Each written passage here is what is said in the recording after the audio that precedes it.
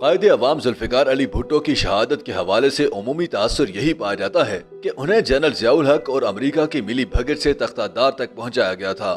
حال ہی میں امریکی حکام کی جانب سے ڈی کلاسیفائیڈ کی جانے والی دستاویزات کے مطابق اسلام آباد میں امریکی سفارت خانے اور امریکی حکومت کے مابین بھٹو کے آخری دنوں میں اہم ترین خط و کتابت چلتی رہی، جس میں واشنگٹن کو لمحہ بلمحہ بدلتی ہوئی صورتحال سے آگاہ رکھا جاتا رہا، جس کا اختتام بھٹو کے خلاف فوجی بغاوت اور ان کی پھانسی کی صورت میں ہوا۔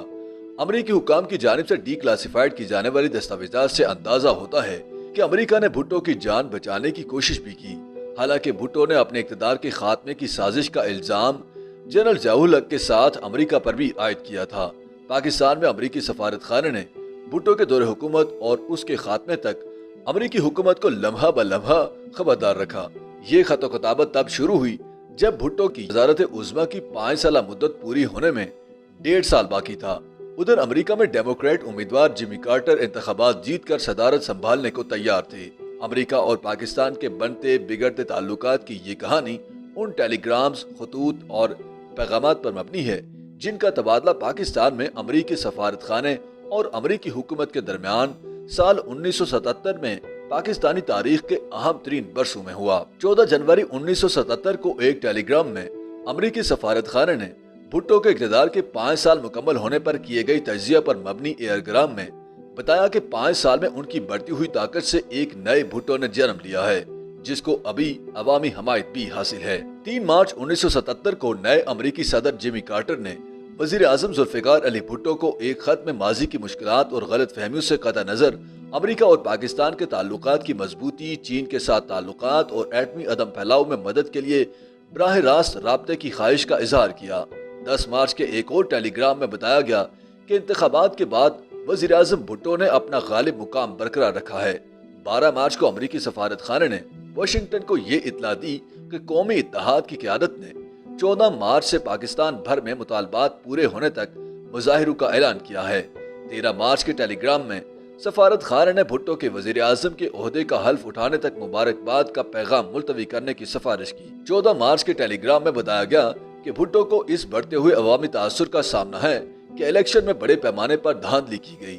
23 مارچ کے ٹیلی گرام میں امریکی سفارت خانے نے واشنگٹن میں اپنے افسران کو بتایا کہ کراچی میں اس قدر ہنگامہ ہوا کہ امن کی بحالی کے لیے فوج کا بلانا اور مزید تشدد کو روکنے کے لیے سخت کرفیو نافذ کرنا پڑا۔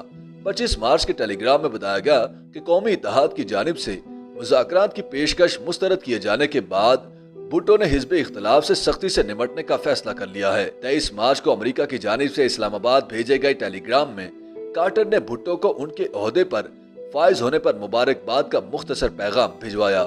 13 اپریل کے ٹیلی گرام میں ان افواہوں کا تذکرہ ہے کہ امریکہ پاکستان قومی اتحاد کی مالی امداد اور حمایت کر رہا ہے۔ 20 اپریل کے ٹیلی گرام کے مطابق بھٹو اور اپوزیشن کے مابین تنازع بڑھتا جا رہا ہے۔ 26 اپریل کو امریکی سفارت خانے کو بھیجے گئے امریکی محکمہ خارجہ کے ٹیلی گرام میں اس امید کا اظہار کیا گیا کہ بھٹو حکومت کی اپوزیشن کے ساتھ بات چیت ہوگی۔ واشنگٹن سے 27 اپریل کو صدر کے معاون برائے قومی سلامتی امور کی صدر کارٹر کے لیے یادداشت میں کہا گیا کہ کل ہمارے نائب سفیر نے سیکرٹری خارجہ آغا شاہی سے بڑھتے ہوئے امریکہ مخالف بیانات پر احتجاج کیا۔ 27 اپریل کو اسلام آباد سے ٹیلی گرام میں کہا گیا کہ حکومت مخالف قومی اتحاد کو غیر ملکی رقوم دیے جانے کی اطلاعات مل رہی ہیں۔